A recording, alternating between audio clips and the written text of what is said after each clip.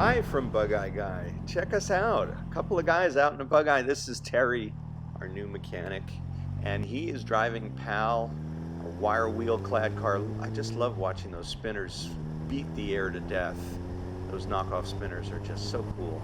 But this is a very special car. Terry and I went out. He's learning the cars and learning what we're looking for, and I thought there was no better way to show him than to take him out for a drive in what is really the gold standard of a very well sorted Bugeye, and then it's upgraded with all the coolest stuff: a 5-speed Ford gearbox, a supercharger, a new 1275 engine, and it is just a blast to drive. It's tight, everything works. It's just, to me, this is what it means to build the ultimate Bugeye, is to have a client like the fellow who we built this car for, the fellow in 2018, and he basically said, do whatever you want to make it spectacular, and that is what we have here. He's driven it 300 miles in the last 2 years. He's got tons of cars, and I was happy to buy it back from him, of course, because it's just a fantastic car.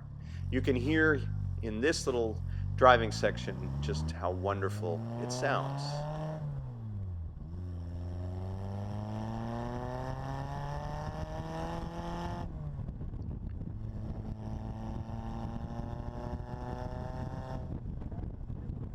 And that was 5,000 RPMs on that one shift.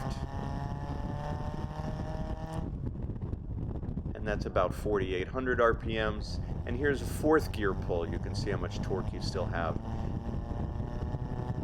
And yes, you just want to take off with these things with the supercharger. It's this whole new dimension of driving for an A-series engine that opens up with this supercharger. I can't rave about it enough. And then you have this really tight car, no play, no slop, everything is aligned properly, and it's just, oh, it's a dream to drive this car. And so that's what Terry and I are talking about. How can we do this with every Bugeye? Not all of them come to us with such a good foundation, but this is a great car. And even these little right angle turns, just a whole lot of fun.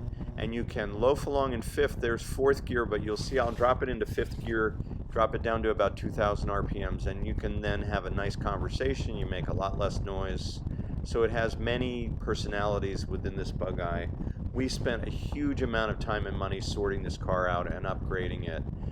Everything works except the horn, unfortunately, but we have fixed it already.